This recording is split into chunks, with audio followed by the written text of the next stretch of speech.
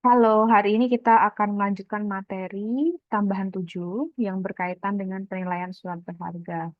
Jadi secara ringkas, rekan-rekan semua diminta untuk melakukan penilaian terkait surat berharga. Dalam hal ini, kita akan melakukan penilaian terkait surat berharga obligasi dan surat berharga saham.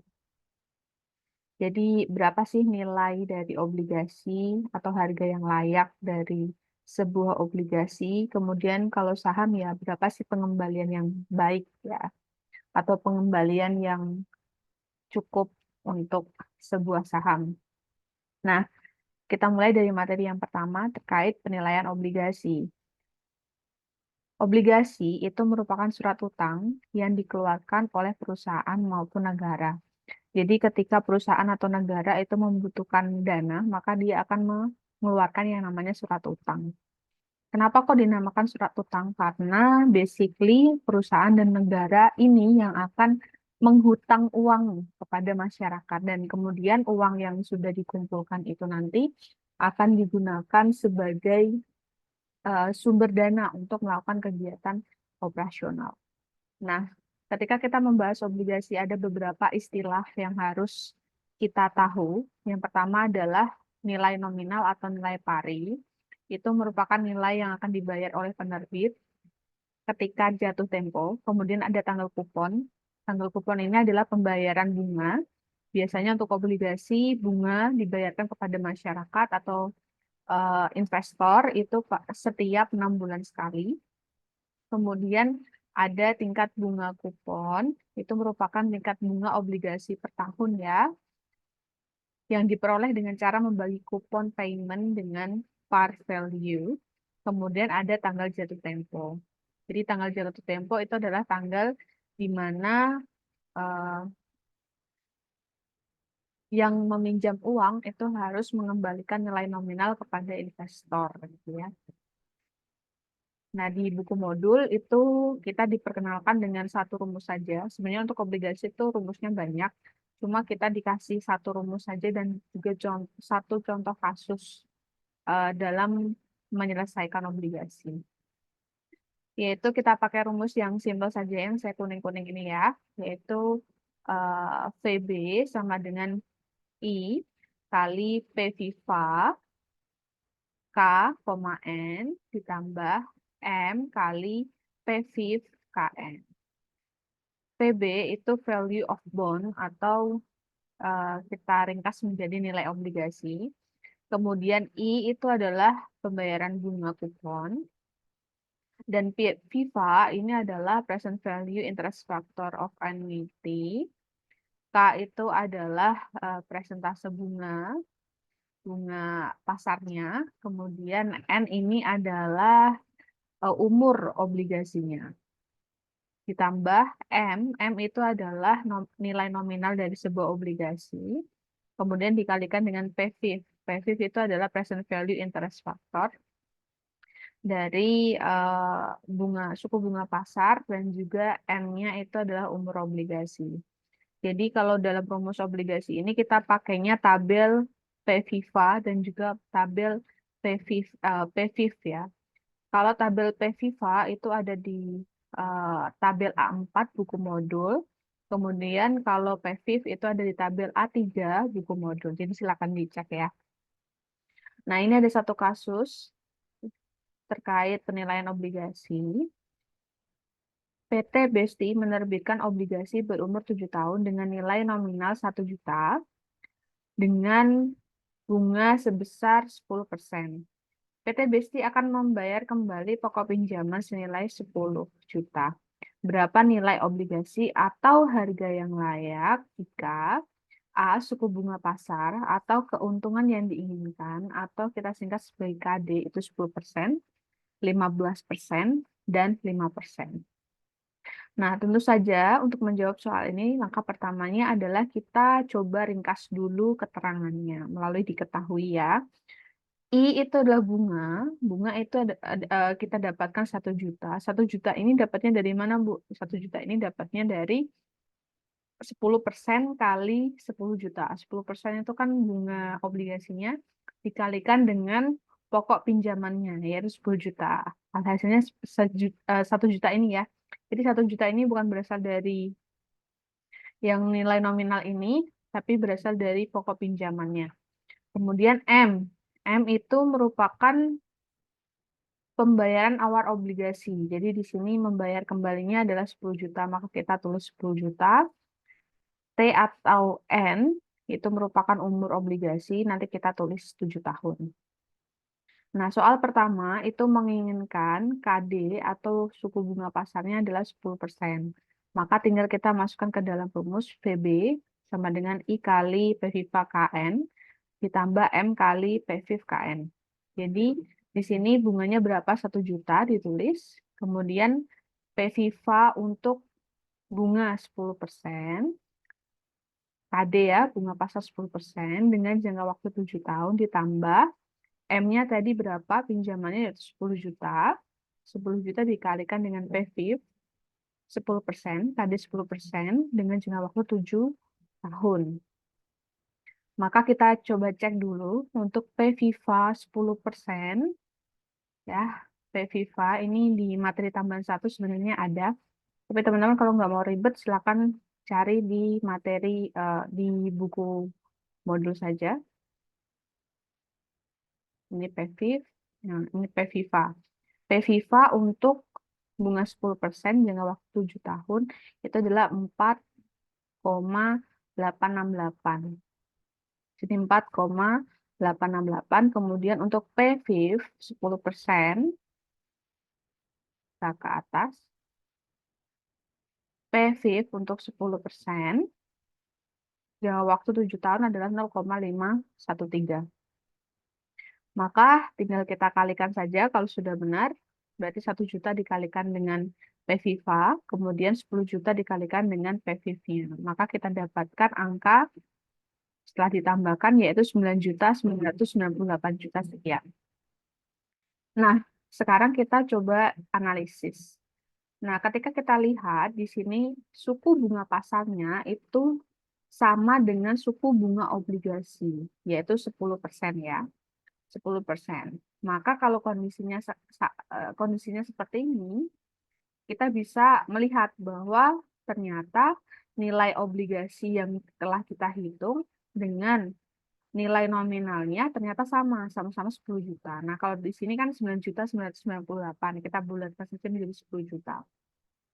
Artinya apa? Artinya ternyata kalau kita menjual obligasi kita di pasar, ya, kemudian kita lihat suku bunga pasarnya ternyata sama dengan suku bunga obligasi, maka bisa disimpulkan kita balik modal atau tidak untung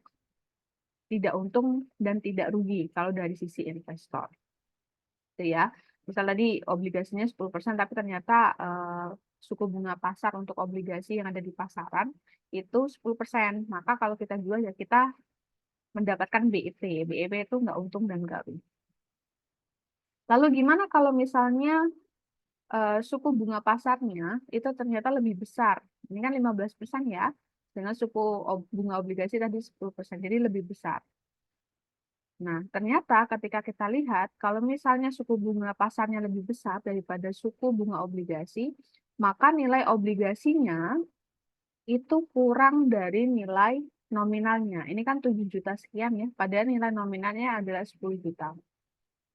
Nah, kondisi ini kita namakan sebagai diskon bond, atau kalau kita jual obligasi kita dengan kondisi bunga pasarnya lebih besar ya daripada suku bunga obligasi, maka di situ kita akan rugi. Kemudian gimana kalau misalnya suku bunga pasarnya lebih rendah, 5%?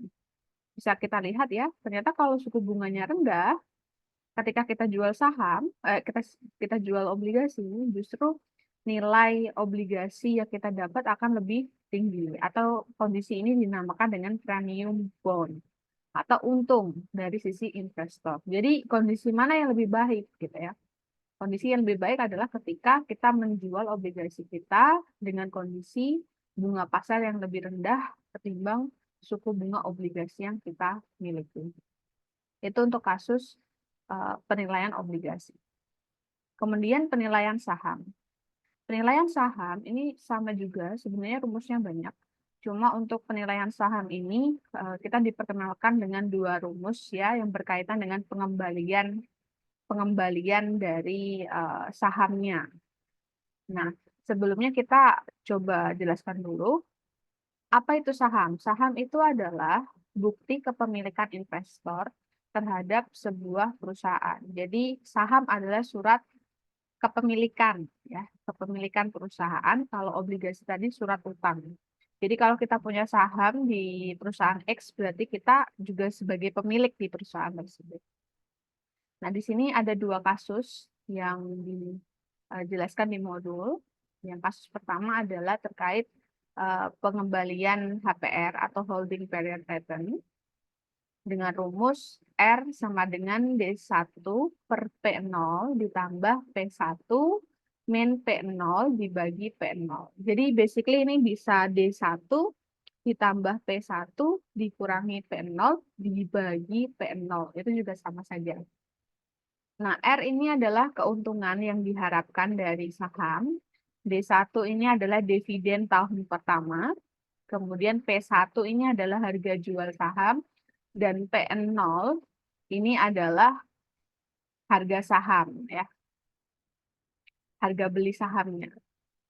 Nah, kasus kedua atau rumus kedua itu berkaitan dengan pengembalian apabila misal kasus contohnya itu berkaitan dengan pertumbuhan dividen. Maka kita bisa menggunakan salah satu rumus ini ya.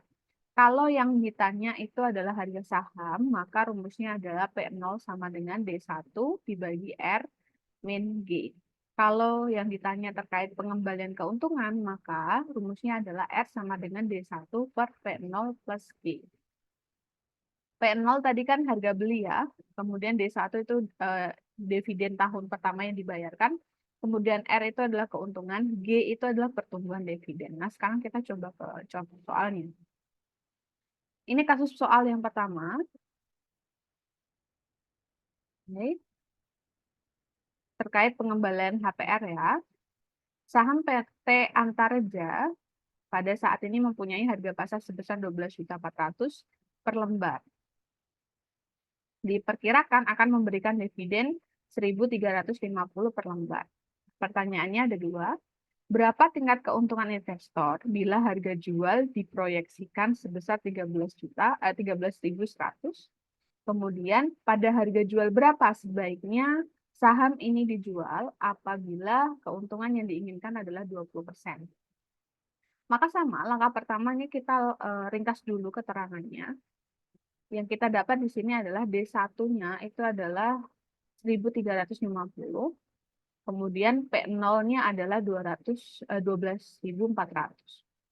Nah, soal A, apabila harga jualnya itu 13.100, maka keuntungannya berapa? Atau R-nya berapa? Nah, berarti di sini R sama dengan D1 dibagi P0 ditambah P1 dikurangi P0 dibagi P0. Atau D1 tambah P1 dikurangi P0 per PO itu juga sama aja ya. Jadi di sini R sama dengan 1.350 dibagi 12.400 ditambah 13.100 dikurangi 12.400 dibagi 12.400. Maka di sini kita presentasikan hasilnya kita dapatkan angka 16,53%. Nah, kalau R-nya atau tingkat keuntungan yang diharapkannya adalah 20%, maka harga jualnya berapa gitu ya. Nah, itu untuk soal B. Maka rumusnya sama, tinggal kita masukkan saja. R di sini sudah diketahui, maka di sini kita langsung taruh 20%. Kemudian, informasi yang sudah diketahui seperti D1, P0 silakan dimasukkan ke dalam rumus, kecuali P1. P1 ini kan harga jual ya, yang ditanyakan harga jualnya berapa, kalau keuntungannya 20%. Maka tinggal kita alihkan saja 12.400 ini kan sama ya. Sebenarnya rumusnya tinggal 1.350 ditambah P1 dikurangi 12.400 per 12.400 itu juga sama saja. Tinggal kita alihkan ke sebelah kanan karena jadi bagi berarti menjadi kali ya kalau diganti ruas. Kemudian di sini 20% dikalikan 12.400, hasilnya adalah 2.480. Sedangkan 1.350 dikurangi 12.400, hasilnya adalah minus 11.050. Nah, karena yang ditanya P1, berarti P1-nya kita tinggal, kemudian minus 11.050 kita alihkan ke ruas yang lain. Kalau dialihkan berarti jadi plus ya. Maka kita dapatkan harga jualnya 13.530. Oh, kalau keuntungan yang diinginkannya adalah 20%, maka kita harus menjual harga saham kita di angka 13.530. Itu untuk kasus pertama. Nah, kasus kedua itu berkaitan dengan pengembalian apabila kasusnya berkaitan dengan pertumbuhan dividen. Misal di sini Tuan Adi mempertimbangkan untuk membeli saham sebuah perusahaan yang memberikan dividen sebesar 3.250 per lembar dengan pertumbuhan dividen sebesar 5%. Berapa harga yang layak bagi Tuan Adi agar dapat menghasilkan keuntungan sebesar 20%? Berarti di sini yang ditanyakan adalah harganya. Maka kita ringkas dulu informasinya. Di sini diket D1-nya berarti 3.250. Kemudian pertumbuhan dividennya atau G itu 5%. Kemudian keuntungannya adalah 20%. Yang ditanyakan adalah P0. Maka kita cari dengan rumus P0. P0 sama dengan D1 dibagi R min G. Berarti P0 sama dengan 3.250 dibagi 20% dikurangi 5%. Maka P0 dibagi maka P0 sama dengan 3.250 dibagi dengan 15%. Maka kita dapatkan harga belinya sebesar 21.666,67. Nah, itu untuk materi dari penilaian surat berharga.